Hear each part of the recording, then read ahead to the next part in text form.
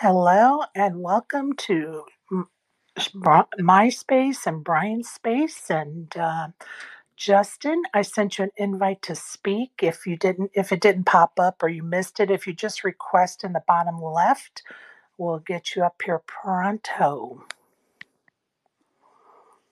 Hey Sherry, how are you doing? I'm good. How are you, Brian? I'm great. Awesome. Let's try. I'm trying to get Justin up here. There he is. Awesome. Justin, can you hear us?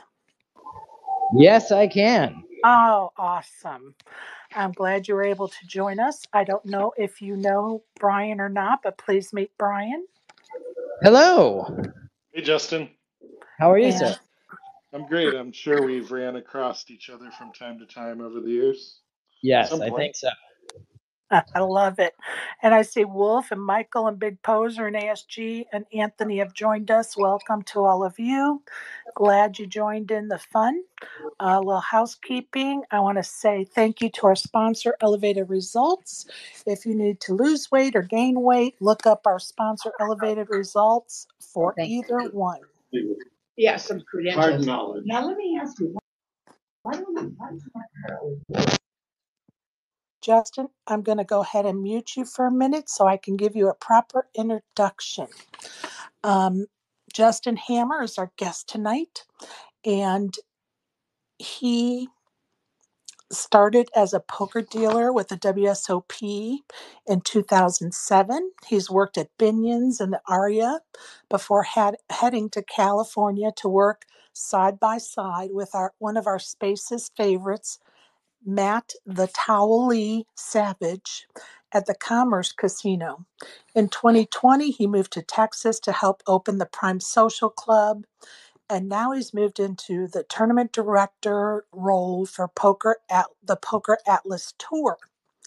He is a 2021 Gulf Coast Poker's Industry Person of the Year, a 2022 GPI Tournament Director of the Year finalist. Our guest has over 71,000 in live earnings on the Hendon Mob, with a best live cash of 28,000 for his fifth place finish at the WPTLA Poker Classic. A $570 no limit tournament. Please welcome Justin Hammer. That has got to be the best introduction I've ever had in my entire life.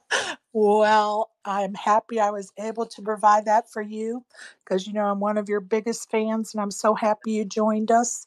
I know currently you're at Resorts World running the series there, and I appreciate you taking the time out to do this today. Tell us what events you have left at the Resorts World stop. We are currently in the middle of our title event. That's what we call our main event here on the Poker Atlas Tour. There's still 2 hours left in registration of today's flight, and then 2 more flights tomorrow and Sunday. That's a $800 buy-in, 300,000 guarantee, and then we got a couple of one-day events to finish things off on Saturday and Sunday night. Just a nice little $260 nightcap, we call it. They're one-day events. Kind of quick, not like turbo, but kind of quick. Just one-day events start at 5 o'clock. Well, I saw that on the schedule for tomorrow and Sunday, and I was like, if I was in Vegas, I would be playing those both days. I think those are going to be kind of fun events. Yeah, those are the type I like to make. I like to make these kind of based off of tournaments that I would play, and those are the type of tournaments that I would play in a series. Just a nice little.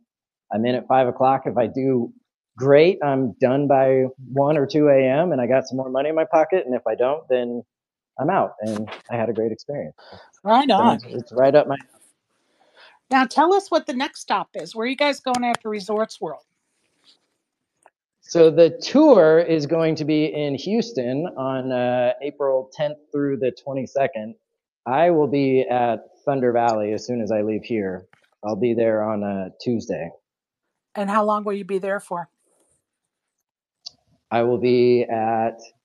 got a pretty busy one coming up. I'll be at Thunder Valley from Tuesday through Sunday, and then I'll be running the Bay 101 new Rising Star tournament next Monday through Friday, and then I'll be on the WPT cruise from Sunday until they get back, and then we go straight into the Poker Atlas Tour in That's Houston. awesome. So you are busy the next 3 weeks, aren't you? And I'm sorry to Yes. say I did not win the drawing for one of the 5 cruises today, but I'm sure it's going to be a fun time. WPT, I'm sure will do a great job as always. Yeah, I'll take lots of pictures for I you. will live vicariously through you. Go ahead, software. Now, did you say Matt Savage Towley in there, Sherry? I did say the great Space's favorite of Matt the Towley Wow. Savage. You know anything about this, Justin? I don't know Towley. What is this? I know Matt Savage very Very well. interesting. What would you call that? I don't know. It's a very interesting thing, though. Well, let me explain it a little bit for Justin. So, here in the spaces, there's a bit of troll accounts that, and some live on in folklore or whatever, and some die away. And Towley is one that has lived on. And Matt Savage, nobody knows who Towley is. And Matt Savage tells people, I'm Towley. And I tell people, he's Towley. So, that's where that's coming from. I get it. Yeah, it sounds like something Matt would It do. is. Create a troll account just to go into It's spaces. But totally him. See, I have a witness, and Justin didn't even know it yeah, was him. So, go yes. ahead, software. So you're like you've really stepped it up. Like, I mean, as far as just busy, man. Like, you were at Aria for how long? 3 years or Yeah, I so, thought a so. little Quite more. a while. Yeah. Um, hmm that's cool. So which do you like better? Like, is the traveling still fun or Uh, I like it all, to be honest, but I like getting to meet new people in a new area. I like part of the great part about this business is all the different kinds of people that you get to meet. And it used to be when I was in Vegas, they would come to me. You have your locals, yeah. but you get a good chunk of new people every single day because it's a tourist destination. And now I kind of go to them, and the locals in each area are the ones that I kind of look forward to seeing when I go there. The ones that travel all over the place, similar to what I do. It's fun to be in the same place as them many different times in many different cities throughout the year. But I enjoy all of it. I enjoy this game. I like building tournaments. I like the people. It's fun. What's the vibe? Like the vibe difference? Is there like different areas? Do you get different? Like are there? Obviously, Vegas is really unique, right? But like as you go around the country, are there places you like and or don't like? Like just in general, what do you think? I like them all, but they definitely all have their own. They all have their own vibe. They have uh, their own thing that makes them unique. But what's crazy is they all have the same type of character at every place. Like every place has the guy that always needs to be in the one seat. Every place has the I don't like this structure if it doesn't have every level. Everyone has the I wish it would go faster. Like the characters kind of repeat themselves everywhere, but they're all different people, and everything is a little bit different. But And I, uh, and I'm sure the one commonality is that you always make sure that your structures align with whatever Alan Kessler wants, right? no. Although, to be fair to Alan, Alan has.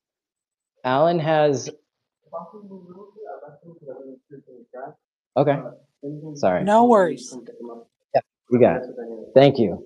I was trying to go to my room, so I wouldn't be on the floor, and they were cleaning it and explaining to me what was No happening. worries. But Alan came and played some of the mixed events, and we have had our differences over the years, but he has really come around, and honestly, he is not anywhere near as bad as he once was. And actually, there were some there were some spots where I probably deserved a little bit of criticism, and he was pretty tame and respectful about it. So, and he's come around a little bit on structures. Like part of my big beef with him has always been not every tournament needs to last forever. That's it. Like Right. I get some of you want them to be longer, but like I said, this nightcap, like that is definitely not chainsaw It's a approved. You 1 day want a tournament. chainsaw approved. Yeah, it's a 1 day tournament. It starts at 5 o'clock, and people don't want to be there till 7 a.m. So Well, we're and you have to keep in mind your customer base. I mean, when you play $100 buy-in and it lasts 5 days, even if that was financially viable, you get to the end of that tournament and you just spent 5 days. You know, I'm just kidding. yeah. Like there is a Well, reality to no, that's exactly it. They tell me they're hourly. Like, oh, that ended up being $4 an hour, and it's like, oh, well, you wanted a super long tournament for a $60 daily. That's what happened. right. And I think there's thresholds there, and I think that's maybe one of the things like Alan never looked at. Like he's sitting there playing, probably $1,000 up, that kind of thing, and that's not your necessarily your typical poker player. Maybe on average, people get to play one or two of those a year, if that. That like your average player. So you have to think about what's out there and who the customer base is for sure. Um, Yeah, absolutely. I think he used to look at every structure and say, I know how to make this longer. That's what I think he used to do. Nowadays, credit where credit's due. I think he has come around and he thinks about things more from an overall perspective. yeah. He'll still harsh on people, if they're not doing what he thinks is right. But I think he's also I more think willing to listen these days to the other side of the story and then, maybe reevaluate. I've seen him progress in that manner too. yeah, I think so as well. Yeah. Alan and I get along now, and I would like to keep it that Perfect. way. I think I don't want there to be beef with Of anybody, course. and he has been in the last couple of years or so. He has been very fair to me, and I would like to All right. return that favor to Okay. him. I'm just But going to preface this with this is not a gotcha moment, so I don't want you to feel like it is, but I'm going to explain. all right, I'm go going to for it. explain to you a couple of things. Yesterday, when I was in a space promoting our space for this evening and our interview with you, a couple of Yes. people spoke up on a couple of topics, and I told them that I would ask you about it and talk to you about them. So the first Okay, bring it on. question we have from a fan for you is, as a tournament director, if a well known poker player approaches you during a tournament and requests a seat change, what would you do? I would need to know why. There's no hard stance on this. There's no like I will never change a seat. There's no I will always change a seat. But I will say, like, you could take out the first part. My answer is going to be the same, whether it's some guy I met for the first time ever or if it's someone who is famous and well known. It's going to be the same answer. What's Why? kind of some of the reasons why you would or wouldn't? Not to put you on the spot. I'm For a just thinking vision, general. I'm sorry. for a vision seat, Yeah. if there's someone who has vision problems, if there's a medical issue, Yeah. if someone is in a wheelchair and I know I'm going to have to pull out, I might move them to a table on the outside. They're all things Reasons. that Yeah. I right. And then anytime something like that happens, then I'm the one who decides where they go or if they're getting a random seat or if I could put them in. I am much more likely to do something like this before a tournament has started Yeah. and I know that nobody is really capable of going up and saying, "Oh, this guy's at my table." Like for instance, if you signed up for a tournament and you're the first person at your table and you come up and you say, "Can I get a whatever?" Like there's 0 people at the table except you and you got a 9 and you say, "Can I get a 6?" I will Yeah. probably do that every single time no matter who you are. Like because you can't be gaming the system. I draw for the button randomly every time, so Right. you can't be getting position. You don't know anybody who's at the table, so you can't be trying to maneuver around them. It's Okay, things you like walk that. up Like way to and do it. Phil Ivy's in the one seat, and I'm asking to be from the Right. 9 to the Right. 20. Now that might not And fly. And I will tell you, like, I have had times where people know the types of reasons that I will change a seat, and they come up and they say, like, oh, I have a vision Yeah, problem. And I look, and Phil Ivey is in the one seat, yeah. and I'll just say, you have, like, you've done 50 tournaments for me, and you've never asked for a vision seat. So I'm not saying you're not telling the truth. I'm just saying, tournament's already So started. You're going to have to you play you this. do favor based off of that, but you really don't favor. You might disfavor based on the player being down. I think if we're not allowed to use our experience in Yeah. judgment, then what's the point of having an experienced and tournament director in the first Well, place? Like and that's part.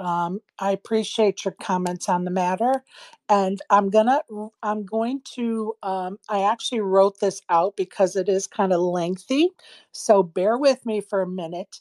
Um, Okay. and I am just trying to help mend some fences with this. So yesterday, as I said yesterday, I was in a space and I mentioned you were going to be here as our guest, and Slay, aka Luke, got all up in his feelings.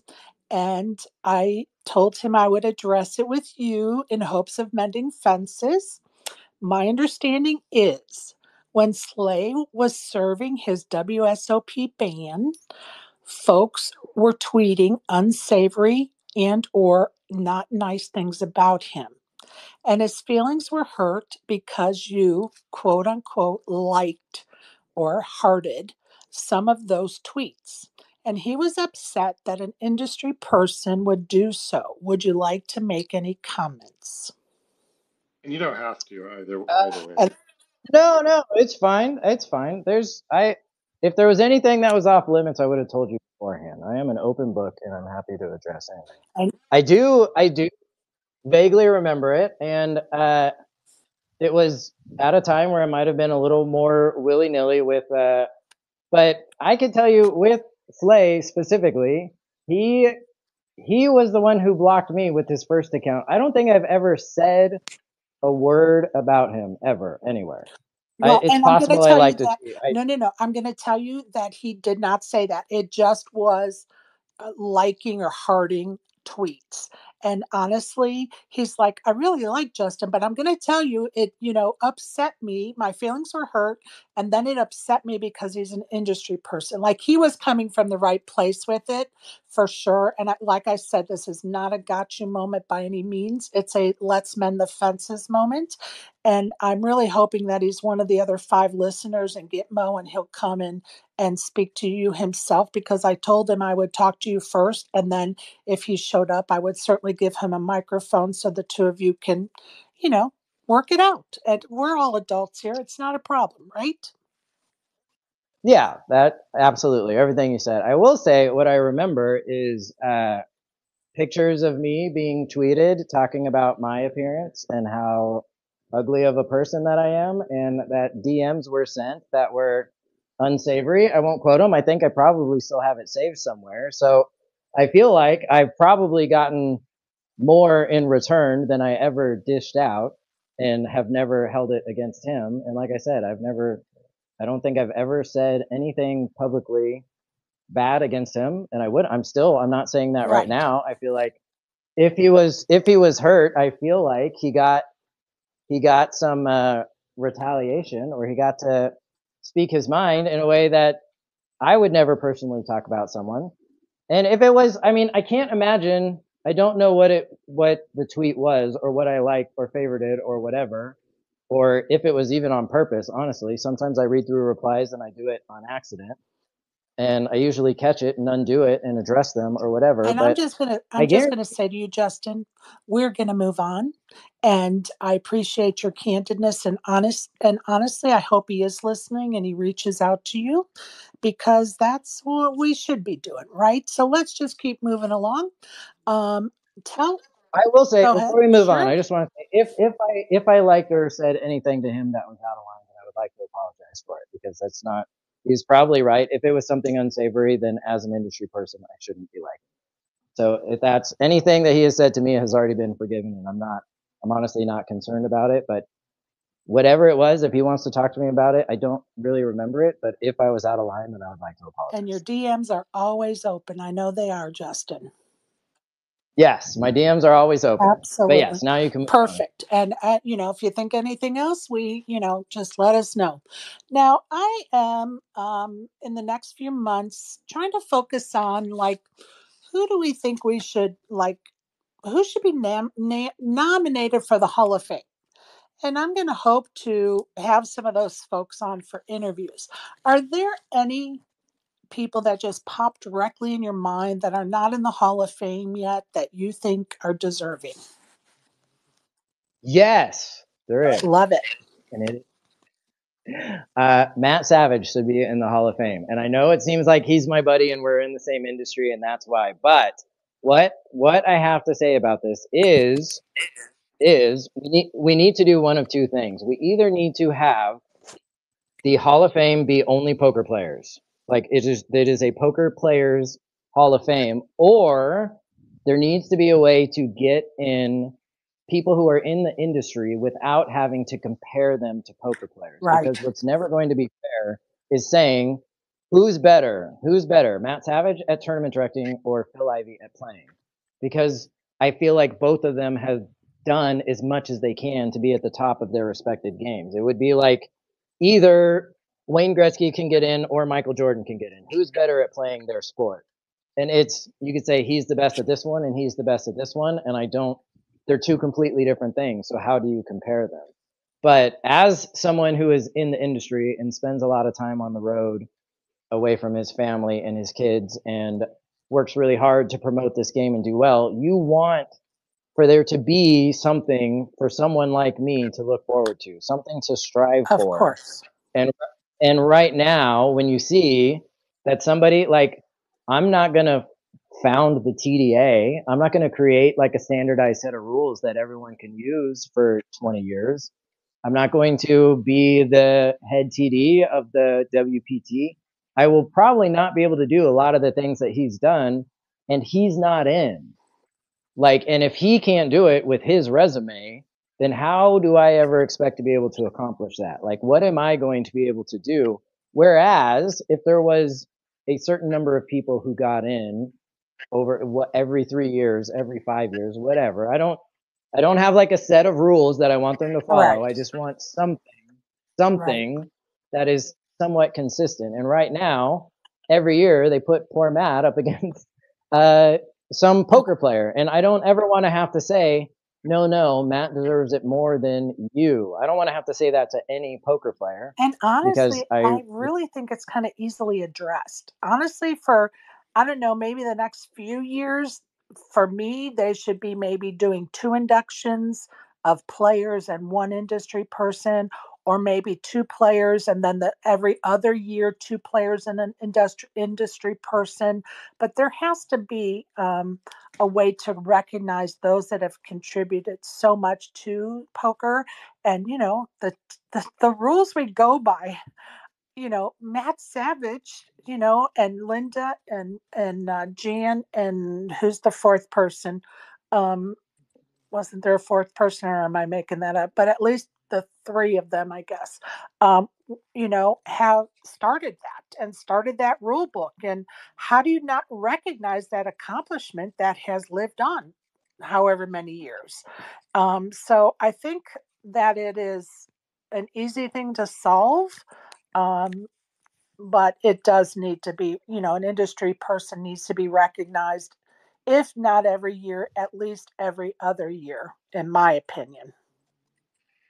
Yeah, I think there's lots of options that I think would be good, but something along those lines wherein there is somebody who is in the industry who gets in every set amount of times. Because then, and I'm not even saying that it has to be Matt. But the fact that the road is making it so difficult that someone can be nominated just 10 times and not get in, it sends a message to the other people in the industry that we're just probably never going to get Right. to unless something. Well, and it's so difficult right now. the poker boom happened, and we're so far removed from that now there's a ton of people that are coming up that really deserve to be in too. And you're right, it is that different category, I think, is what it should be. Now, do you know it works like the people that are in the Hall of Fame get to nominate, or how does that work again? I can't remember. We talked about it last year a little bit. We all get to nominate, but only the past Hall of Famers get to vote. Yes. So, and that is its own. Yeah. Yeah. I guess no comment. I'll stay there. Yeah, Right. I don't like it. I don't know what you were going to say, but I don't like that part, right? Because so it works like we nominate and then they choose from the people that we nominate, right? Right. And they used Right. to have the media people vote too, but didn't they change that now and they don't vote? Or am I making that shit up? I believe that the people who are in the Hall of Fame currently all get 10 votes, and they can do whatever they want with them. They can give all 10 to one person. They can do, 5, 3, 2. They can split them up however they want from the list of people that the fans choose to be nominated. Is there anybody else you'd like to add to that list besides Matusow Savage? Yeah. Whoever the Towley account is, I would like to nominate them for the Hall of Fame. I don't think Towley maybe plays Matt- poker, but it's okay. I love that so much. Go ahead. I want to see Snoop as a rising star, Sherry. Like, I don't know, maybe that. Time out. Have you not? Okay, I'm not going to go derailing off onto this topic, but do you not know what's happened with Snoop in the last 36 hours? No. Okay, No. we are just going to change the subject, and we are All going right. to move on. Tell me later. We will talk about that later. See, Justin, I stay out of the Spaces drama as much as I possibly can. This is as much drama as I get, and this is a drama-free zone. So yeah, we're just going to move on from that subject, and you will understand later. Justin, I like to do something called rapid fire. Are you familiar with the fun of that? Yes. Okay, perfect. So here we go. Beer or wine? Neither. I've been sober for 5 years. Nice. Congrats. Yeah. Baseball or football? Football. Texas or Vegas? Texas. Live poker or online poker? Live. Savage or McCormick? Pass. Boxers or briefs? Briefs. Beach or mountains? Beach. Thank you for playing. I love that you passed on that one question. I was like, oh, this will be fun. Let's see what his answer is going to be. I thought an answer was required in this game, Sherry. I'll never do that to anybody, let alone Justin. Okay, fine. McSavage. How about that? No, Towley Savage. Towley Savage, yeah. Sav Corn. Love and respect both those guys. Know. That is, I can't choose in a positive way. I know. Those are both good. I know you do. I'm sorry I didn't interrupt you. All right, I'm going to introduce you to Donna Morton. Donna, do you have any questions or comments? Hey, Justin, how are you? I'm good. How are you? I'm good, thank you. Yeah, they stole all my questions. You rotten rat bags, you stole my questions. What have you got a favourite poker room? A favorite poker room? Yeah. Oh man, I don't. It's tough. Whenever you work for so many places, when you say one, they feel like you're just stepping all over the other one. So it's tough. I will say I wouldn't work in a room if I didn't like it. So me being there is an endorsement of the room, at least at the time that I'm there. So keep that in mind. But probably my favorite place to go is Thunder Valley in Sacramento. It is some of my favorite people. Part of it is that Ben Irwin, their director of poker operation, gets a lot of freedom. He gets a lot of support. They let him do whatever he thinks is best to help grow the game and do big things there. And he is the perfect guy for that role. because he does it very, very well, and he has a level of passion and enthusiasm that is tough to find in this business. It's tough to find in anyone anywhere, to be honest, but tough to find in this business, and he does a great job with it, and it trickles down. You can feel it in that room when you're there, and so I always enjoy my time there. It's got to be up there. Awesome. Where do you see yourself in the next 5 years? Will you still be in the industry or doing something else? I will. I actually have I have a project that I've been working on with a new room in Washington, and it's going to be opening up next. They're going to do a soft open in the next couple of weeks, but it'll open for good in the next month or so. And I've been working with the owner of that room to get it open.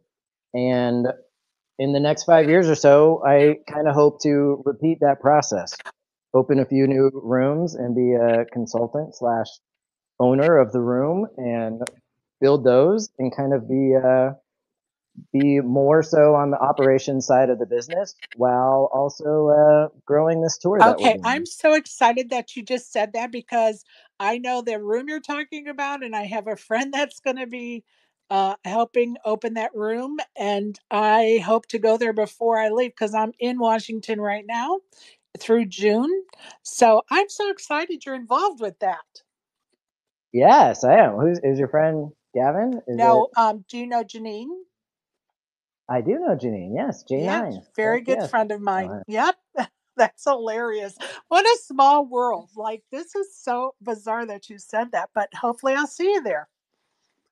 yes, I will be there April 25th through the 29th. But Well, that is like a passion project that I've been having a lot of fun with, and also working with this tour. We have 10 spots, 10 spots booked before the year's over.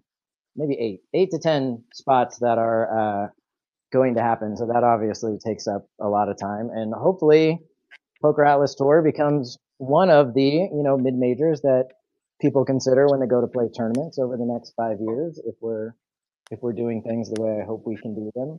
I'm sure it will go the way you want him to because you're working hard at it. Please, I'm going to introduce you to ASG. Please meet Justin if you haven't met him in the past. I've Hello. so two very different questions. One, what's your opinion on unlimited free buys versus limited rebuys versus freeze outs? Great question. So there's this is kind of like what I was talking about with Alan in the past, is that there is no one size fits all for every situation, and it is also true with uh, rebuys and reentries and things like that. Ideally, if like I could just have everybody do one tournament always, I think that zero reentry or a single reentry would be the way to go. But in practicality, there's some situations where you just need unlimited rebuy tournaments. You're not going to be able to do the size tournament that you want, or with some tour stops, like I I just wouldn't be able to do it. I wouldn't be able to get enough in the prize pool or in the pockets of the people hiring us or in the tour itself in order to justify doing anything at all if I didn't do unlimited reentry. So sometimes it's a case of you either do it in a way that you don't think is ideal for poker or you don't do it at all.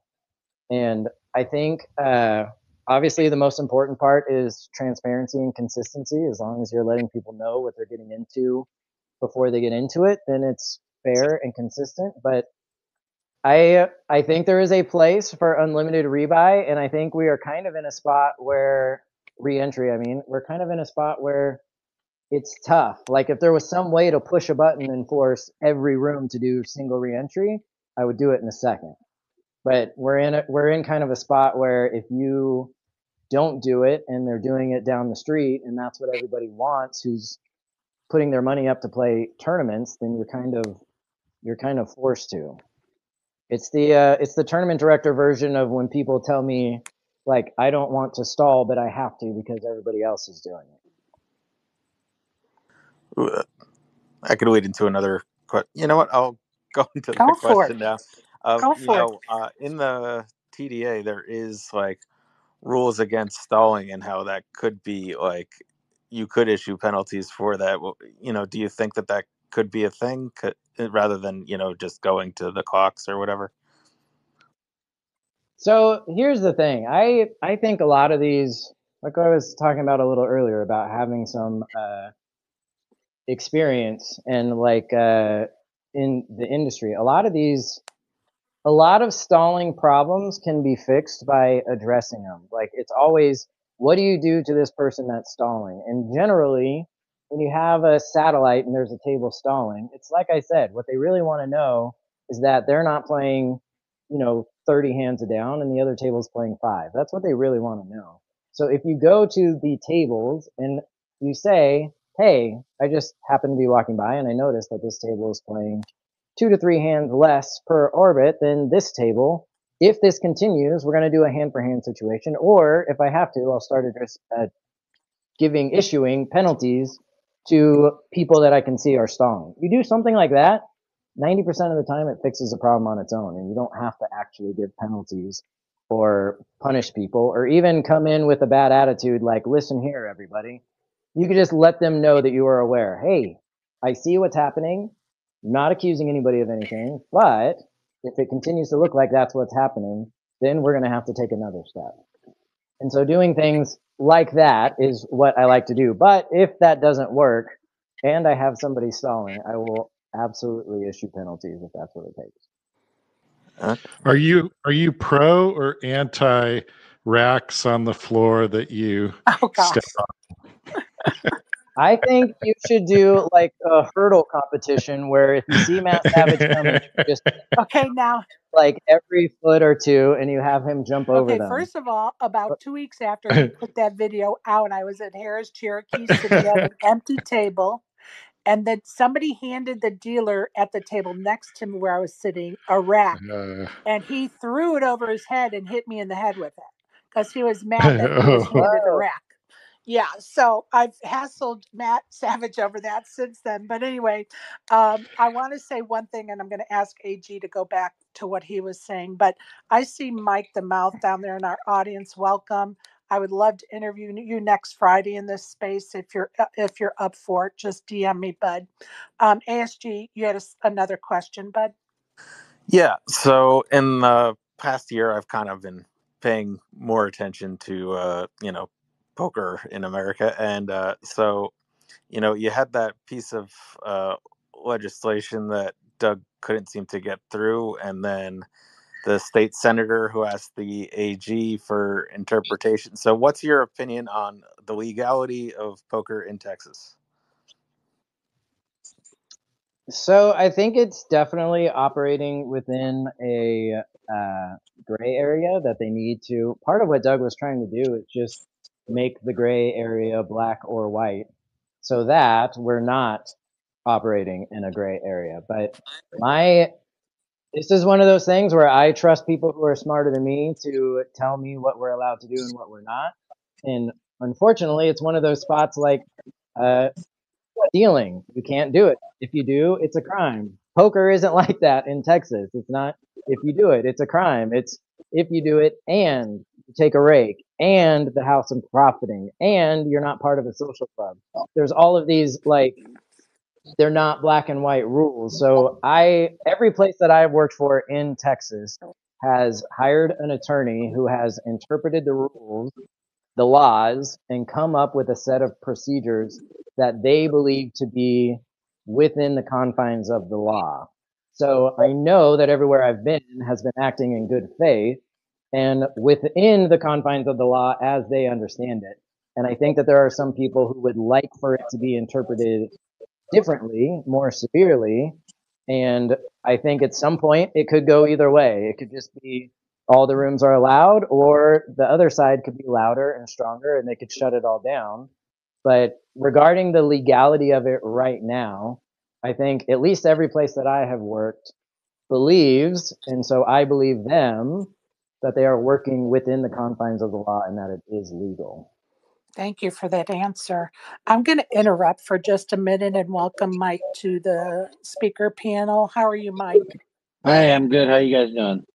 Doing well, thank you. It was See? enjoyable to watch you on HCL the other night. I hope you appear more often on the live streams. Yeah, there's a lot of reasons why I don't plan the streams. I've done very, very well in poker over the last 3, 4 years.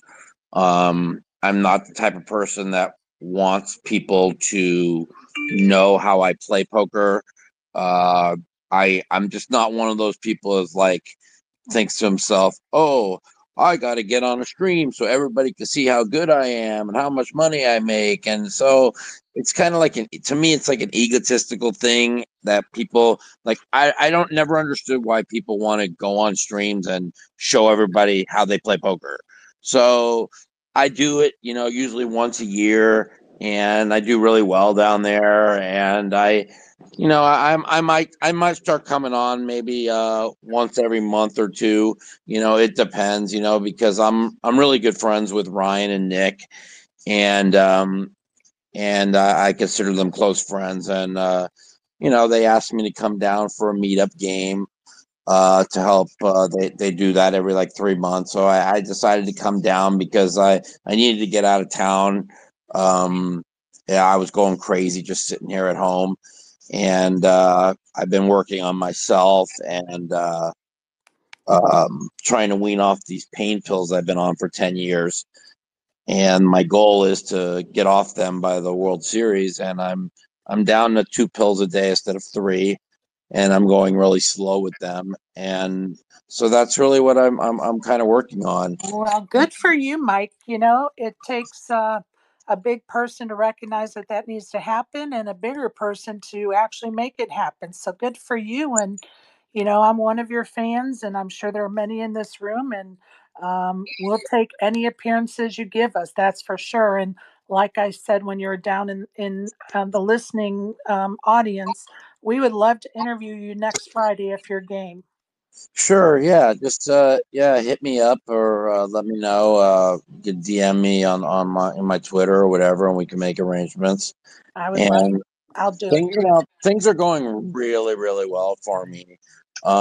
It's really important. Like my documentary is coming out May 1st. We're trying to what we're going to be doing here probably in the next 2 weeks to a month is locking down a movie theater. I'm going to talk with the people over at South Point. They have connections to get it because we're going to do a world premiere of my documentary, and I'm trying to get as many poker players down there to watch it when it comes out because it's going to be on a big streaming service. But I would really like the poker players that are close to me and are close in the poker world to come down for the premiere of it, and hopefully it'll be. I'm going to let people know here within this month when it's going to be, and hopefully we could fill the theater up and everybody be able to watch it. Well, that's Really awesome. good. We Yeah. will look forward to that for sure. And just like I asked Justin a minute ago about the Hall of Fame, are there any folks that come off the top of your head that should be in the Hall of Fame that have not been inducted yet? Yeah, what's funny is like when poker got big, right? And it blew up. We've been saying for like I don't know, 12 or 13 years they need to double it from 2 people a year to 4 people a year. And all of a sudden COVID comes and I have no idea who came up with the decision to go from 2 a year to 1 a year because it just made no sense to me, especially when it was 2 a year when we had 200 people or 100 people playing poker every year. And now we have thousands upon thousands upon thousands, and they lowered it from 2 to 1. Um, it's a sore subject with because I believe I can name like 7 people off the top of my head that were put in front of me in the last like 6 7 years that I think are it's an absolute disgraceful and despicable. And the fact that my father passed away in 2020 before I was put in the Hall of Fame really, really bothers me. But it's there's a lot more to it than just how good a poker player I am, or what I've accomplished, or what I brought to the game, and how many people come up to me every year when I'm doing my blogs or I'm at the World Series and tell me if it wasn't for me, they would never have gotten into poker. I mean, just even at Hustler Casino this weekend, I played with like 3 people that said, like, if it wasn't for me, they never would have gotten into poker. Now, I'm not, it makes me feel good when people say that because I care so much about the game. You know what I'm saying? But Right. on the other end, there's a lot of things that bother me, that I'm not in there already. And what they do is, if you die, then they put you in the Hall of Fame, or if you win a poker tournament when you haven't been around, nobody's heard from you in 3 years, then they put you in the Hall of Fame, but they don't sit there and they don't, when my documentary comes out, people will have a completely different perspective of the situation, but the fact that I've been able to win every year but one, and since my injury in 2014 at the World Series of Poker, and I do it dealing with beyond debilitating pain, beyond what anybody could ever imagine, right? And, Right. and the fact that, yeah, okay, I haven't won one since 2013, and I play 25 tournaments a year. Daniel hasn't won one since 2012, and he plays 70 tournaments a year. So they're not easy to win. Tournaments are not easy to win. Right. If you're the best player in the world, you don't have to win a tournament. You watch like people win like 3 bracelets in 3 years, or whatever, 4 bracelets in 2 years, and then they think they're great. And then now all of a sudden 5 more years have gone by, and they don't even have a winning World Series, right? Because it runs in streaks. And poker's not really about like, oh, how many like tournaments you win in a 1 year period. It's about the test of time, right? That's what the criterias are. Right. The longevity of your And career. how many people are still playing poker, that are playing at a high level, that are still playing the 10Ks, that are my age, right? That are still winning. Like, just because I haven't actually won a tournament doesn't mean that I didn't make back-to-back final tables last year. Doesn't mean I didn't make 3 final tables in 5 events. Doesn't mean I haven't made 20 final tables since 2017, playing 25 tournaments a year, where most people play 50 tournaments a week. I play 25 tournaments a year. I only play the World Series of Poker. That's it. I've never been I got famous from like WSOP or whatever. I played tournaments, but I've never been a tournament player. I've always been a cash game player. And I just happen to be a cash game player that understands tournament strategy, and I put myself in position to win a lot of them. And a lot of the times that I haven't won is because of my medication issues, where I have to take certain medications to keep me out of pain, to keep me focused. And this year, because I know that I gave away 2 bracelets last year, 100% gave away 1, and I think I gave away 2, was because my medications were a little off deep in a tournament, and I made a few mistakes. So what am I doing? I'm weaning off of. I've weaned off. I've completely off Adderall. I've been off Adderall now for 7 weeks, and I'm weaning off these pain pills. And I don't know if my body's going to be able to handle weaning off the pain pills because I deal with so much pain. But my pain doctor thinks that it's a good idea and that I'm ready to do it. And that if I could do it, great. If I can't, I can't. But the fact that I've been able to drop a quarter pill every 7 days for the last 3 weeks, and I'm down to 2 pills a week, and the pain levels have not been that bad, tells me that I'm going to be able to do it. And a lot of times people don't realize that when you're taking pain pills that you think you're in pain, but a lot of it is phantom pain, and the pain pills are just like a mask. Yeah. Once you learn Right. once you learn about like the pain pills, and one thing, like, I never took a lot. Like, they gave me 3 a day, 10 325 Percocets, which are oxycodone, and they kept telling me, oh, take more, let me give you 20 milligram, let me give you 30 milligram, let me up it to 4 times a day.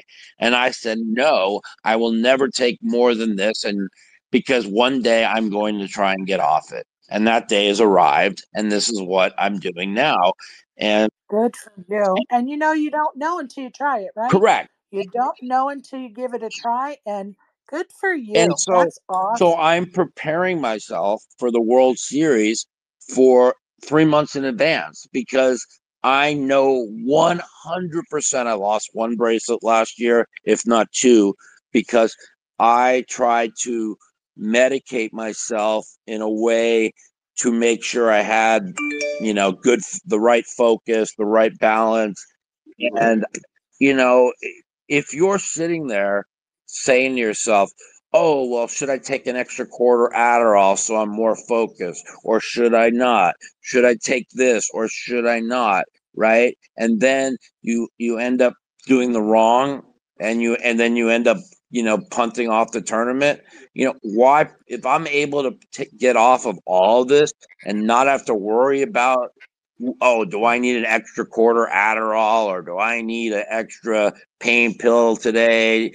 You see what I'm trying to say? So that's what really, For sure. that's kind of where my goals are right now.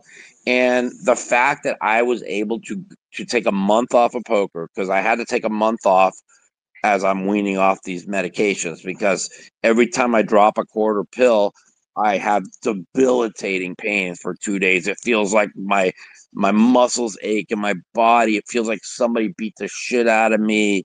It feels like I start, the pain is so bad. But then, what that pain is the opioid, like, removing, because attached to your spinal cord, right? That's what they Right. do.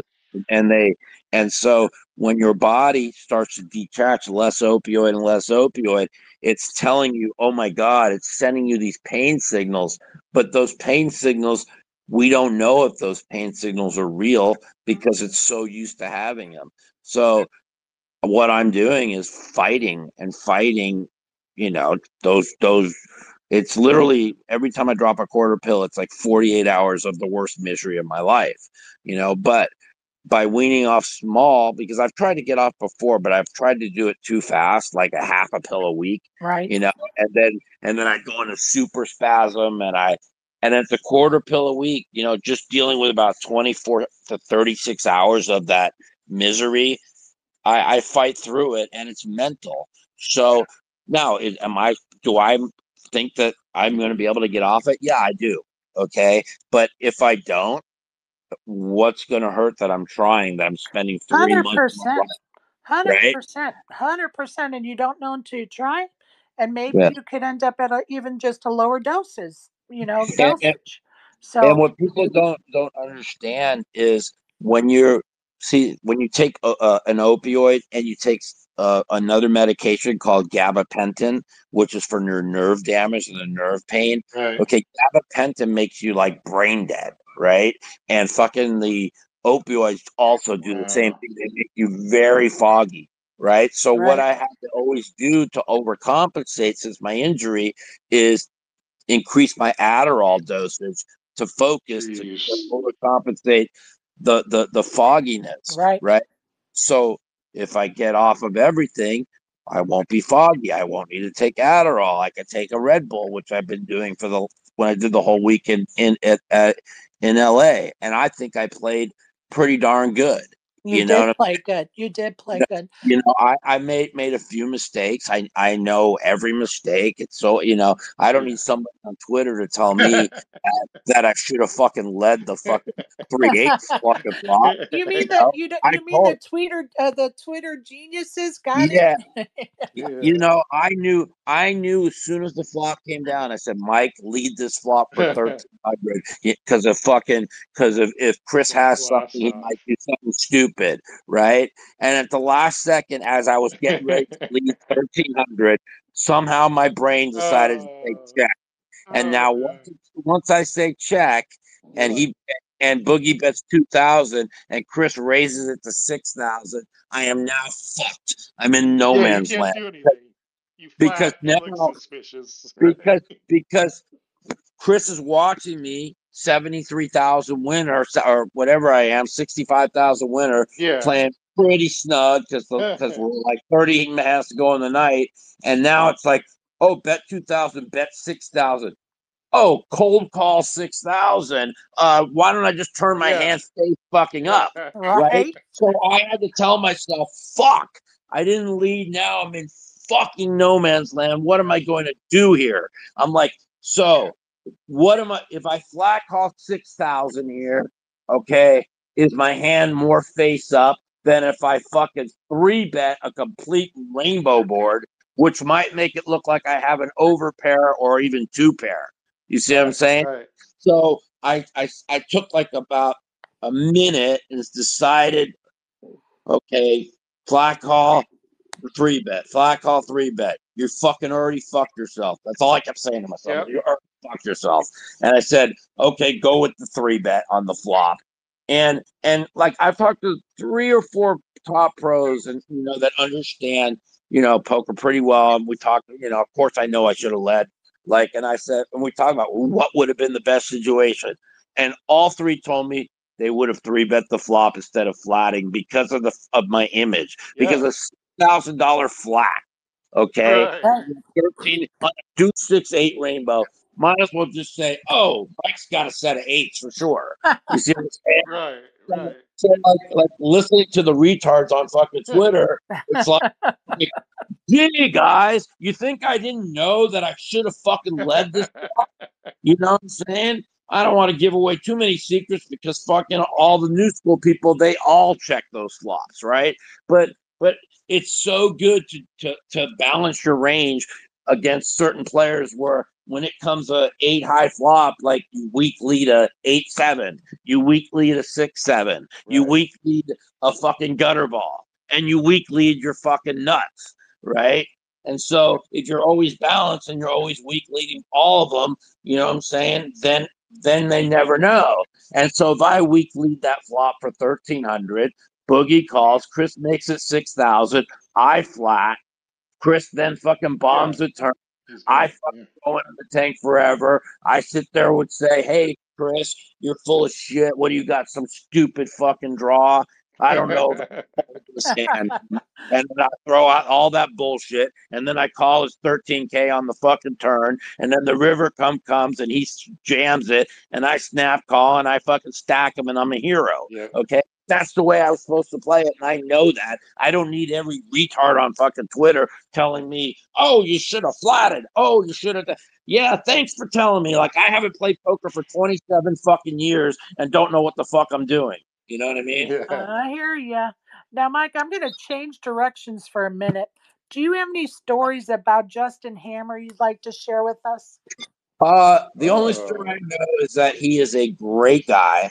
And when I was going to get my room in Texas, I was doing everything to pry him away from where he's working now because everybody says he's the best tournament guy in the fucking country.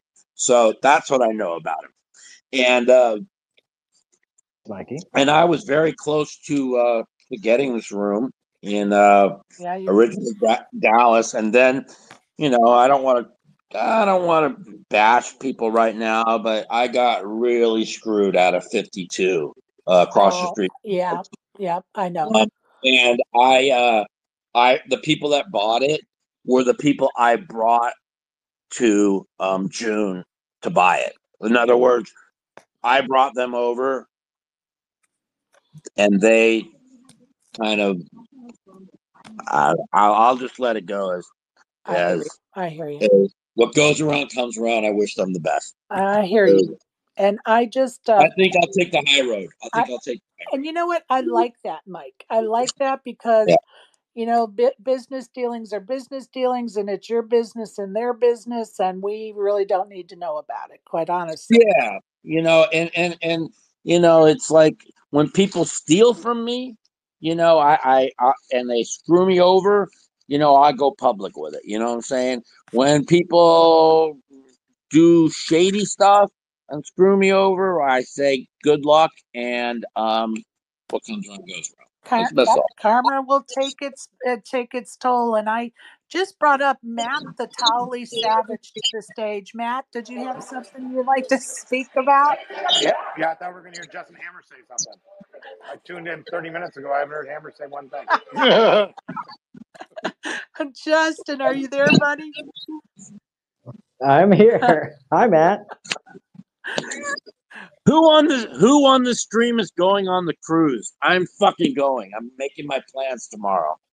Savage is going, I know, and Oh, yeah. Justin is going. Who else is going? Kessler, are you going? I don't think Kessler's going. I don't remember seeing anything about him going. After having a really good week in LA with no pain, when I say no pain, I had pain on Monday. I did the meetup game Sunday, and when I have to go from table to table and I get up and down, up and down, up and down, that's when I'm in debilitating pain. If I just sit down and I don't have to get up and down, I'm really not in much pain. And I stayed at Terranea Resort, and I got some massages, and I laid out at the pool, and I had a bunch of stuff done, and I had a really good week. And I'm not gonna lie to you guys, this is a really good sign. Is I've dropped one pain pill so far, and I just spent a week playing poker, and this is the least amount of pain I've had after a week of poker in 10 years. Well, So I think I can speak on behalf of everybody in this room, in this space, and that we think that is great news, and keep doing what you're doing, bud. And to address what Matt Savage, the Towley, said, Matt, I'm going to just tell you that earlier we did a little rapid fire with Justin, and I see that Sean McCormick is here too. And part of my rapid fire questions was Savage or McCormick. And I'm just going to pass on the information that he passed on the question, would not answer. So that's a good friend.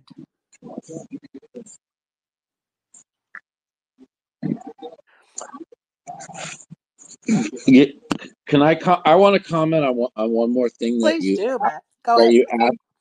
That you asked me about earlier about Hall of Fame and who should be in or whatever. Yes, sir. Okay. We know Matt And the answer to that is and this is the honest to God truth, and hopefully I'll get in this year, and if not, Mac gets in or whatever. But like I need to get in while my mother's still alive. She's 86. If not, the mic drop when I do get in is going to be something that will be talked about for the rest of my life, but whatever. But when I get in, I'm going to do everything I can in my power to push for two people to be in, and that is Matt Savage and somebody that nobody talks about that must be in, and that is Alan Cunningham.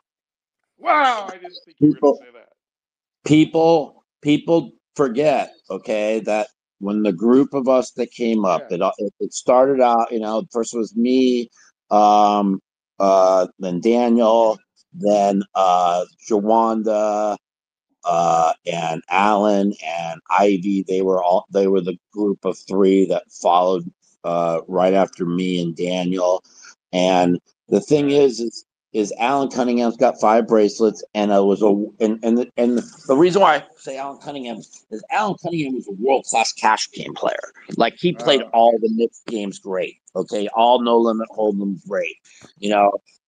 I'm not naming any names, but certain people that have been put in the Hall of Fame in front of somebody like me or Alan or whatever we're not great cash game players. You know what I'm saying? Like when I got into a cash game and we played the biggest cash games, like Alan Cunningham was a force. I was a force.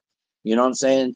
Right. You know, when people are, what's the best way to put it?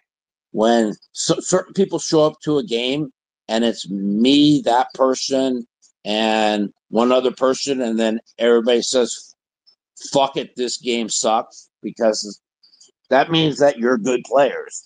When other people are in the game and now the game fills up, uh, that means that you guys are probably not that good at players. But some of those people that the game's filled up around got put in the Hall of Fame already. So there's a lot of politics to that. And those are really the ones that the people that stand in my mind is me, Matt Savage, and Alan Cunningham. I might be missing somebody, you know. I'm going to You could, challenge you, Mike and Justin, both, to give me a female's name that you would like to see inducted to the Hall of Fame. well, she's young, but Alex Foxen's wife is the best Kristen? female poker player that ever lived. Wow. So I like how you said Alex Foxen's wife. She actually has a name. Kristen? Kristen Foxen. Kristen Kristen Foxen. Foxen. It's really it just goes. You know, I used to call her Kristen McNell, and then I just have a brain fart for a second. So yeah, Kristen Foxen. Love you, buddy. No problem. Yeah, And what about Justin? Who would you suggest? I'm sorry, say that Who again? would you? What female would you suggest needs to be in the Hall of Fame? Are we still doing age restrictions? Yeah. I mean, 35 or above, right? That's the qualification. I I I mean, don't know. I think what's the there's one girl that? What's the one lady that the girl that quit poker that went on the big? That was like Vanessa Selps. but that's a No. song, right? Oh, well, her, yeah. Vanessa You know, Selps. but again, like Vanessa Selps was a great tournament player Great during her player. during a certain period of time in poker. But again, and then it was Vanessa Selps. Could she ever win in a cash game? Hell no. You know what I'm saying? Like Well, they would lie. You know, she wasn't. She was. There wasn't much fit. So it's like it's really weird. People love to like bring up. I'm a really believer, you know, in with the Hall of Fame and who are the best poker players that ever lived or whatever. That and Doug Polk, you know, nothing against Doug, but like he put a list of the 100 best poker right. players of all time, right? And 80 of them can't play any game but no limit hold'em. We're not. You can never be considered one of the 100 best poker players of all time if you play one fucking game.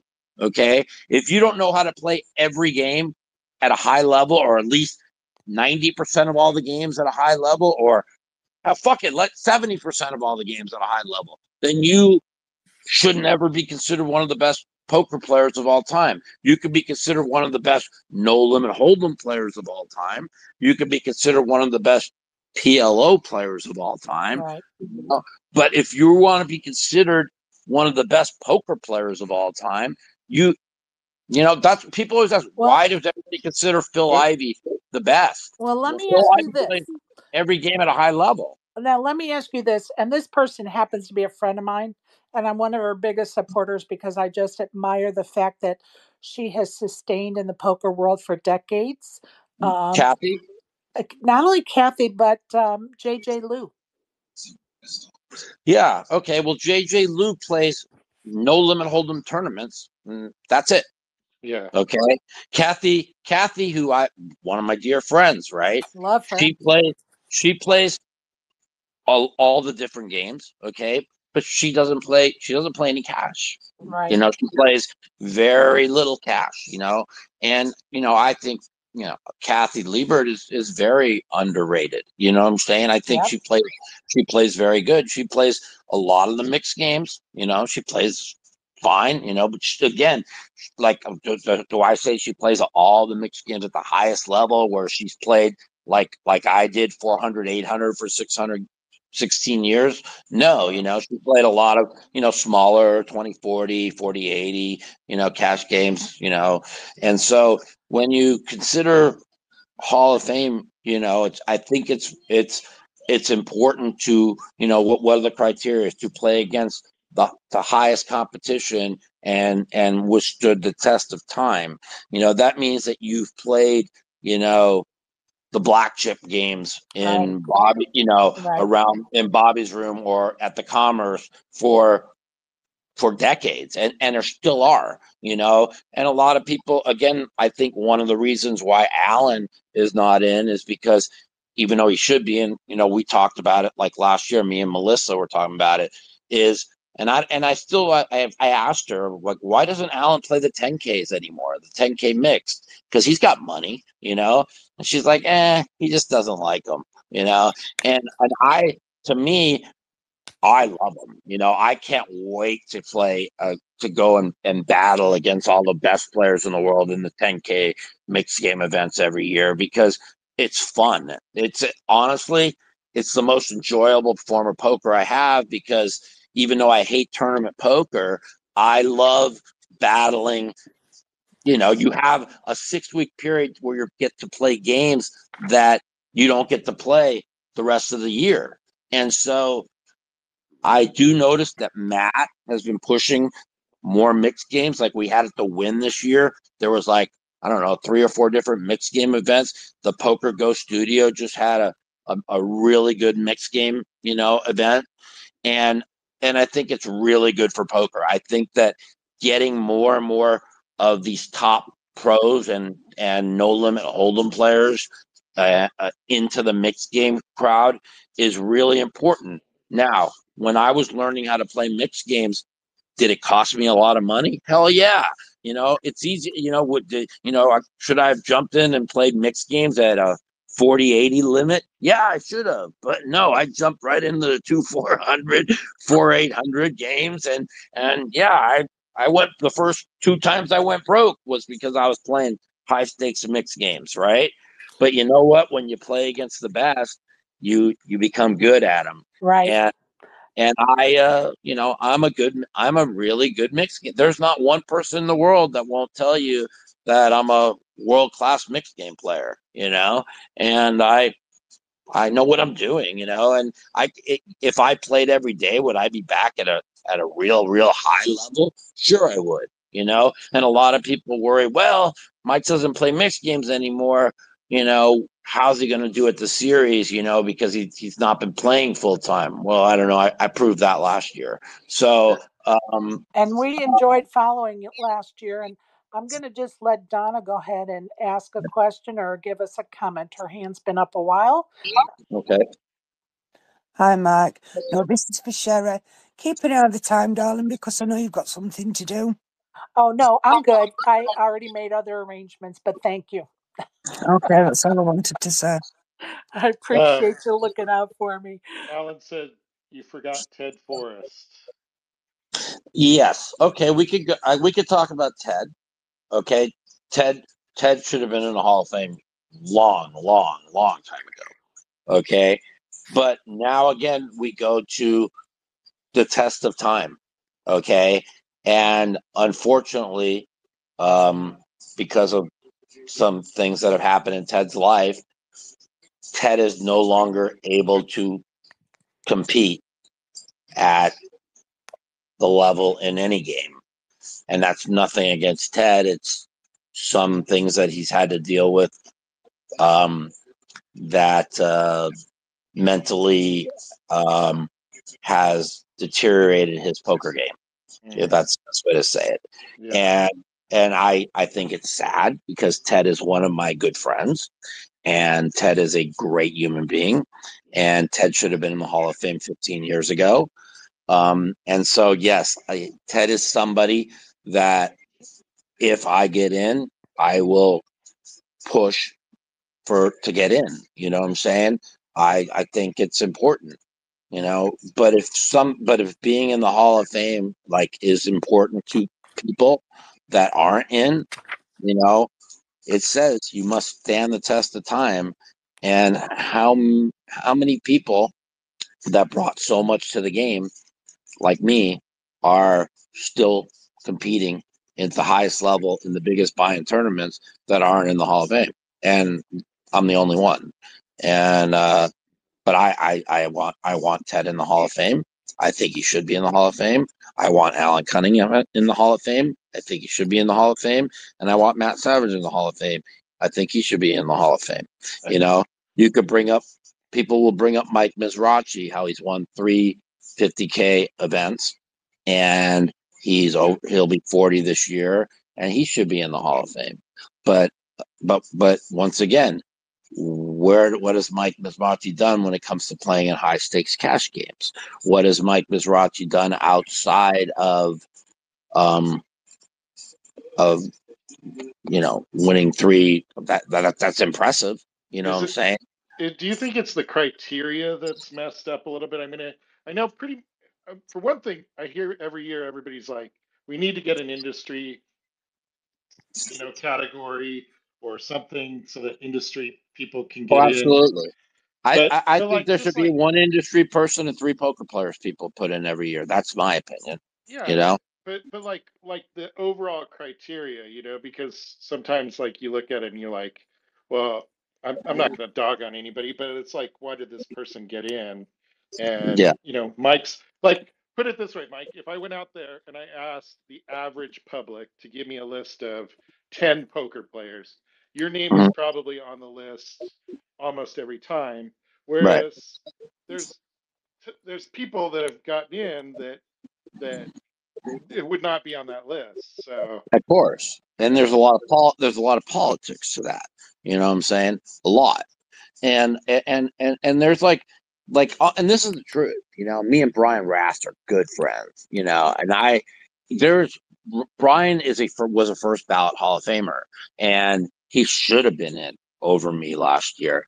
And I told him that, you know what I'm saying? We yeah, talked about it. Was I when me and Brian were at the final table of the stud 8 or better, right? And I knocked him out, and I wanted to win that really bad because I said at the time my brain was like, okay, well, they can't put him in front of you yeah, if you knock him out and you win this bracelet. But it was already set in stone. I didn't know that because he won the 50K again. And so I put all this pressure on myself to try and win that tournament.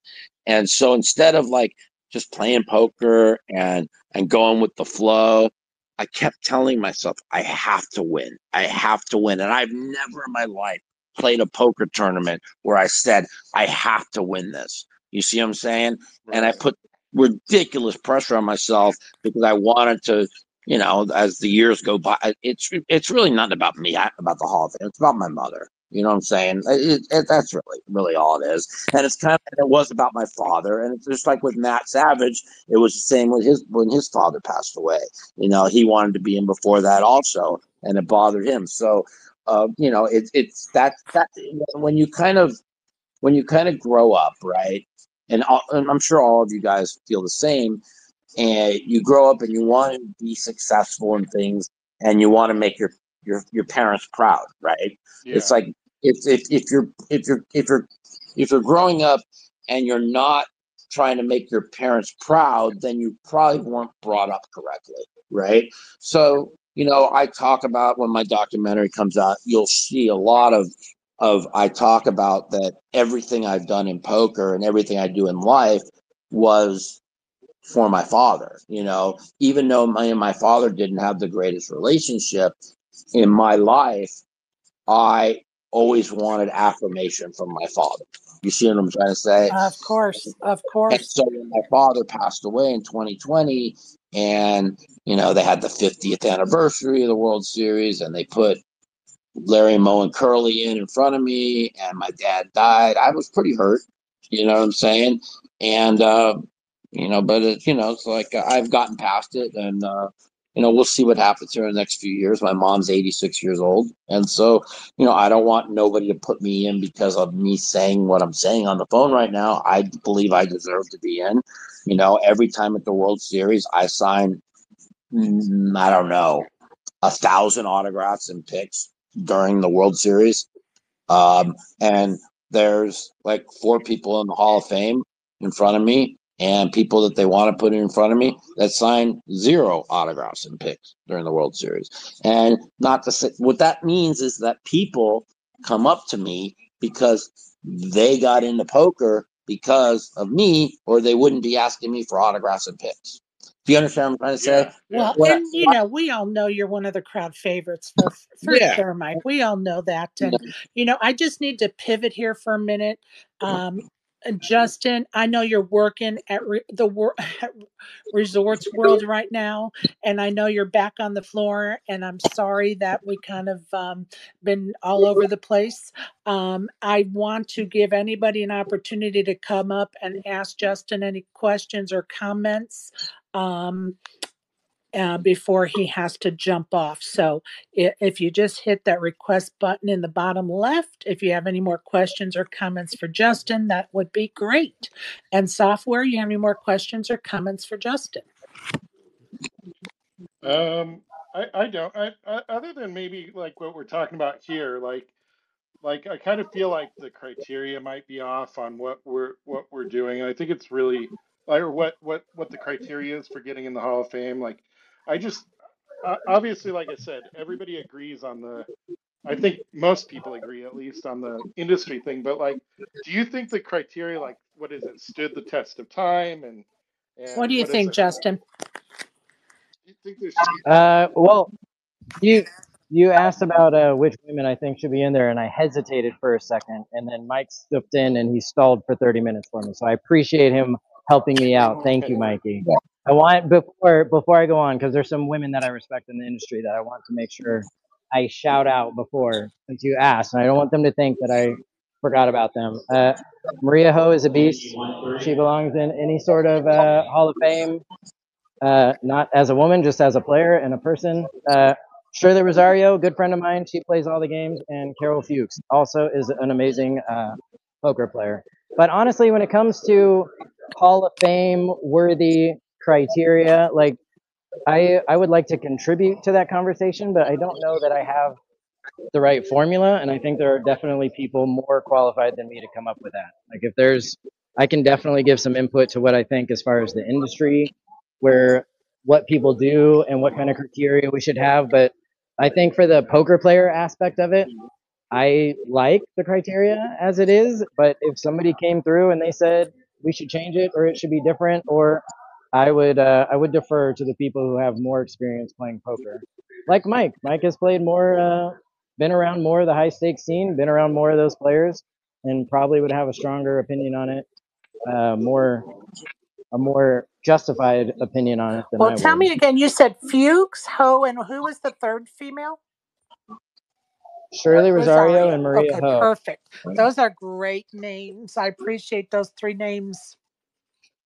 Sure. Yeah, and I do think, you know, I do think and like people might disagree with me, but I do think that to be in the Hall of Fame, I mean, you've got to have played not nosebleed high stakes, but at least like 100, 200 no limit, or 400, 800 limit, and made a good, and people respect you in the mix and the high level cash games, because I just can't see like people getting just that get into to the Hall of Fame that never played high stakes cash games. Like, again, that's why I said Ted Forrest should have been in 15 years ago. I mean, Ted Forrest played the highest fucking cash games there was, and he before when he was able to play at a high level, like he played, like we would always talk about, like he had this unique style that was so different than anyone else, yet he knew what everybody had at all times. You know what I'm saying? In the stud games, and even in Omaha 8, and all the mixed, just all the mixed games. And so, for such a long period, Ted was just such a beast, you know. But it really kind of is like, sad with, where he is now, um, and it sucks. But it's hard to withstand the test of time. It's hard to go to be like, now I'm going into my first, second, third, fourth decade of playing poker, right? And to still be winning, and to still be competing.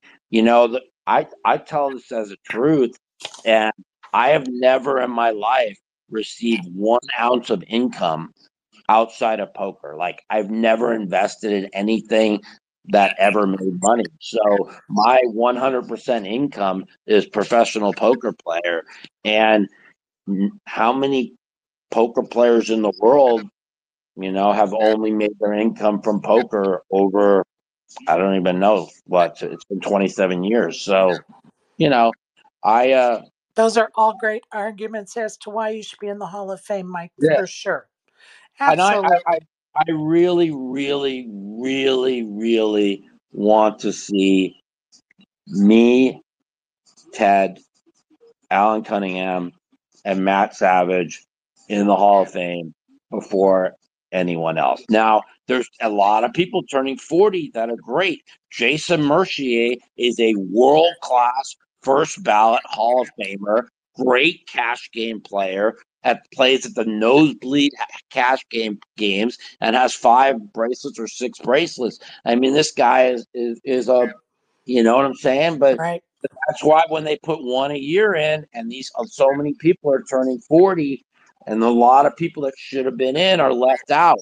You know what I'm saying? And it's just like Ted or Lane should have been in probably Yes. 2009. Yeah, Lane Flack. He's referring to Lane Flack. Right. And they waited till he passed away to give him his accolades when Lane used to be so depressed. Like, we would have so many conversations about how he was disrespected, as you know what I'm saying? Now, was Lane a great cash game player? No. Okay. Was Lane towards the end of his career before he passed away a much better cash game player? Yeah, he was probably about where when in the early days he was maybe a 3 out of 10 in the cash game. By the time he passed away, he was a good 7.5.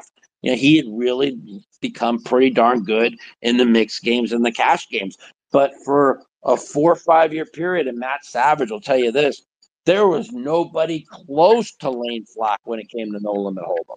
I mean, I, nobody. I'm putting him in, Mike, because every time I would have put him in just because every time that guy showed up at your table, you were just like, we are gonna have fun now. Like, He was it was, so good. He was so good at yeah, reading weaknesses. yeah. And that, I mean, there was a time, and this is a true story. This is a time in like 2000, and I think, I don't want to get this right, but I'm going to say 2003, 2004, where Lane Flack entered 10 straight no limit hold'em tournaments, and he final tabled like 8 of them and won like 4 of them.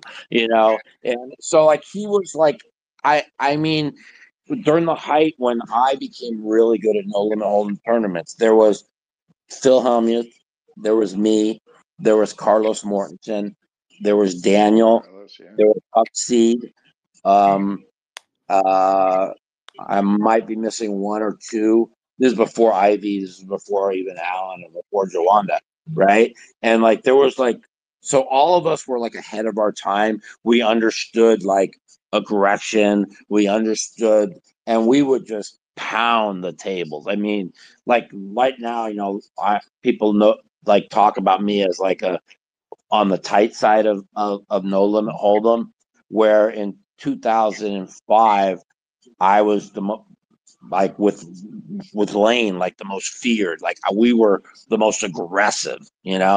And a lot of that, like, listen, a lot of that happened when Russ Hamilton was able to see my whole cards and stole 2 million Jeez. from me, and it took away my ability to pull the trigger. So a lot of the aggression, it took me years to get back. As a matter of fact, I wasn't able to actually pull a trigger for 4 years. I played scared poker, and Unbelievable. it's only become recently in the last 3 years where I'm really able to pull the trigger again. And if you can't pull the trigger, you can't win. No limit hold'em.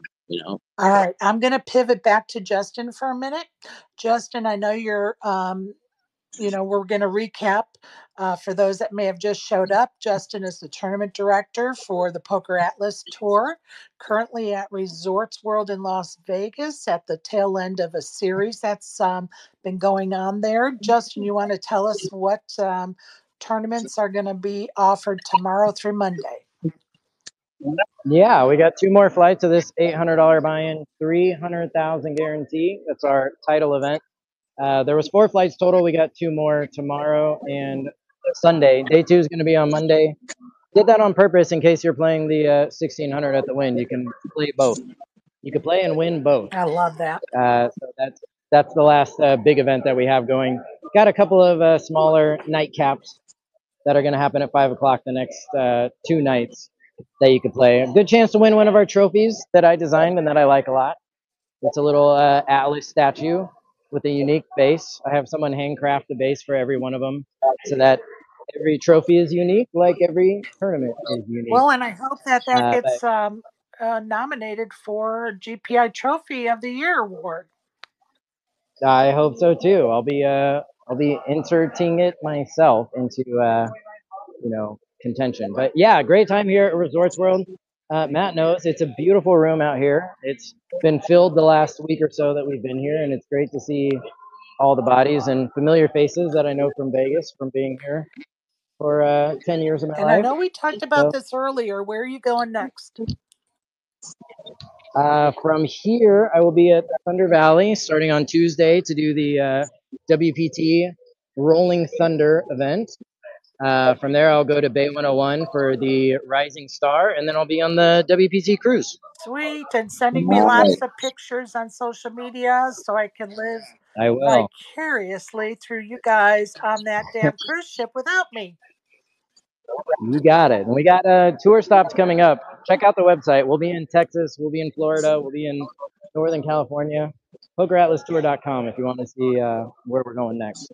I appreciate that update. For those that have just joined us, we want to make sure that everybody knows where you're going to be so they can come and join your fun. Please do. And like you said earlier, my DMs are always open. So any questions, feel free to reach out. Well, we appreciate you and what you do in the world of poker on our behalf. Because without people like you and Matt the Towley Savage, and of course Sean McCormick, and all the other folks in the industry, we poker players would not be able to do what we love to do, play poker. So thank you. Absolutely. Happy to do it. Go ahead, Software. Settle this right here, Matt. Are you Tally? He might be on the floor too. I probably shouldn't throw it at him, but that's okay. I'm just kind of still blown away by that, Sherry. That's just an amazing deal there. So. I think we lost Mike, but I will definitely DM him for about next week, and I appreciate him sharing some time with us, and it was a nice surprise, and we got a little derailed, but it's okay. We're in spaces, and we can do that kind of thing, right? Someday I'll have to maybe next week I'll if Mike's our guest, I'll have to tell about when I was sitting with him and Matt Stout at one of the final tables, and that was tough table. No, I wasn't playing. Yeah, we were all like, railing. All just railing. Yeah, gotcha. But yeah, it was not a quiet. Not a quiet table. I can't imagine why. I think his nickname has been earned honestly. Yeah. Okay, anybody else in our audience that would like to come up and ask any questions or make any comments? Now's your time. You guys know that I normally try to keep it to about an hour interview, and today we went a little bit longer, which we do from on occasion, and all is good, right? So if you have any questions or comments for Justin, now's the time. I'm going to give you a minute to request in the bottom left-hand corner. Go ahead, Brian. Well, I don't have anything else, Sherry. I'm good. I think that's good though. Thanks. Appreciate you hosting. I appreciate you, Bud, as I always do. And Justin, we appreciate you and your patience with the little bit of derailment we had tonight. I appreciate you having me on. If anybody thinks of questions later, like I said, I'm always happy to talk with the poker community. It's one of my favorite things to do. So feel free to reach out. I am always And we're going available. to catch up with you again at another time of year so we can see where you're at and what you're up to. Okay, you got it. I I'll be there. appreciate you, Bud. Thank you so much for joining us, and appreciate our Elevator Results is our sponsor. And if you're playing on the felt tonight, good luck. If you're working, be careful and have fun working on the floor tonight. So thanks everybody for listening. Yeah, thanks, Alan and Greg and Big Brain Brad and Zach, ASG, Karen, Joey, Hayden, and Michael, Noah, Anthony, and Kush and Dion. So a lot of other people along the way. Thanks for joining us today, guys. Thanks for joining us. Good night. All right, bye.